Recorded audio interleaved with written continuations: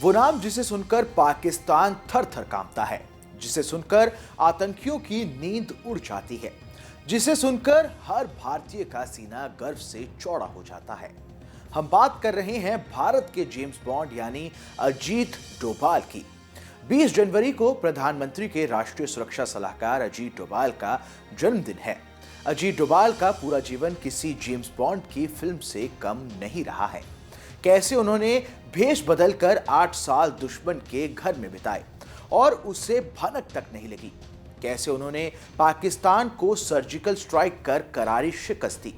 आखिर कैसे उन्होंने ऑपरेशन ब्लैक थंडर के समय ऐसी रणनीति बनाई कि खालिस्तानी आतंकियों की नाक के नीचे से स्वर्ण मंदिर खाली करा लिया। आइए आज अजीत डोभाल के जन्मदिन के मौके पर आपको उनकी बहादुरी के कुछ किस्से सुनाते हैं। अजीत डोभाल का जन्म देवभूमि उत्तराखंड के पौड़ी गढ़वाल में 20 जनवरी 1945 को हुआ। पिता जीएन डोभाल भारतीय सेना में मेजर थे, तो अजमेर के मिलिट्री स्कूल में अजीत की पढ़ाई लिखाई हुई।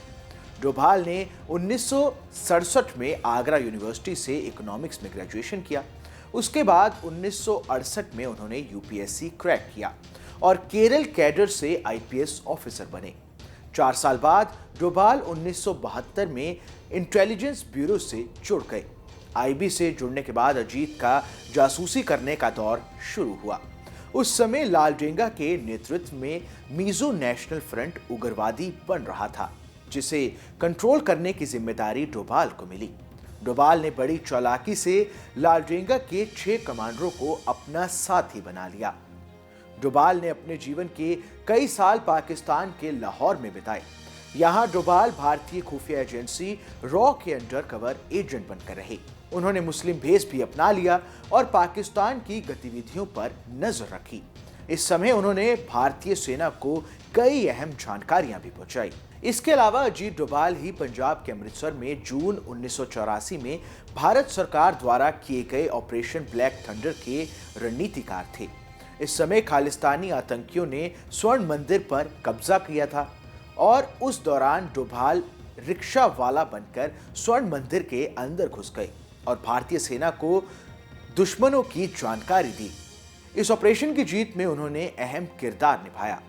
उरी हमलों के बदले के लिए पाकिस्तान पर की गई सर्जिकल स्ट्राइक के रणनीतिकार भी अजीत डोभाल ही थे। पूरी सर्जिकल स्ट्राइक की स्ट्रेटेजी उन्होंने ही बनाई थी।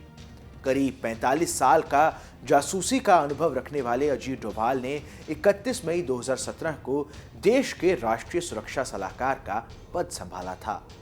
अजीत डोभाल को कीर्ति चक्र से सम्मानित किया जा चुका है।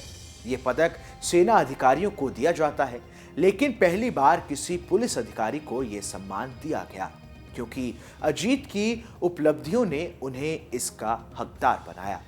आज यानी 20 जनवरी को उनके जन्मदिन पर न्यूज़ नेशन की ओर से उन्हें बहुत बहुत बधाई।